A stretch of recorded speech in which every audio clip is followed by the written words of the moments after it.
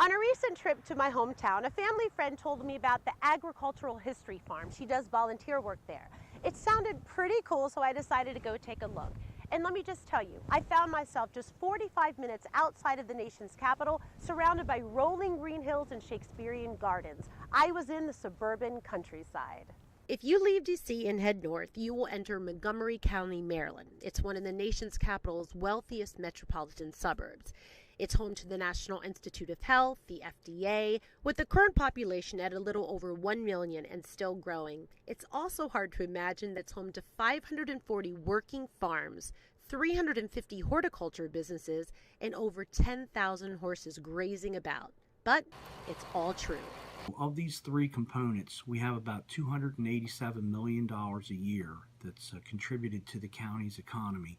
Jeremy Chris is the director of the Office of Agriculture for Montgomery County. He says that the horticulture industry is booming. There's a huge need for trees and shrubs and flowers that are planted in the yards of the residents. Not to mention office buildings and schools. Currently, there are 350 horticulture businesses in the county that employ more than 7,000 people. We also have a huge equestrian community in the county. We're currently second in the state with the total number of horses. The equine community in Maryland has been thriving since I was little. Currently, there are a whopping 783 horse farms in the county. In 2003, we were the first jurisdiction in the state of Maryland to change our definition of agriculture to include both horses and equestrian facilities. The majority of farms in the county are cash grain operations. With an equine industry that is so strong, the benefits are enormous. They need to eat, so the farmers will be growing all types of hay and oats. This is the Agriculture History Farm Park in Gaithersburg, Maryland.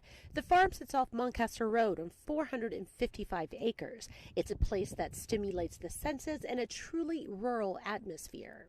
I was over here doing a little business and I said, let me go just explore. There are magnificent flower gardens home to honeybees and butterflies. There is also a Master Gardener program designed for aspiring horticulturists. The park also serves as the resource hub for farmers and horticulturists in the county.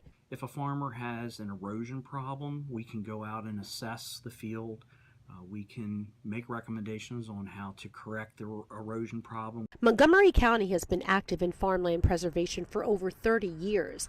In 1980, the county spearheaded a major movement in farmland conservation when it created a 93,000-acre agriculture reserve for farming.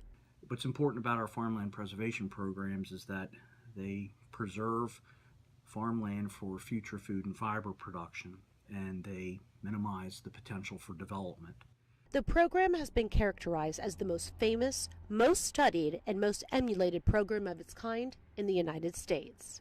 For your News Nightcap, I'm Amber Gerard. Have a wonderful Thanksgiving.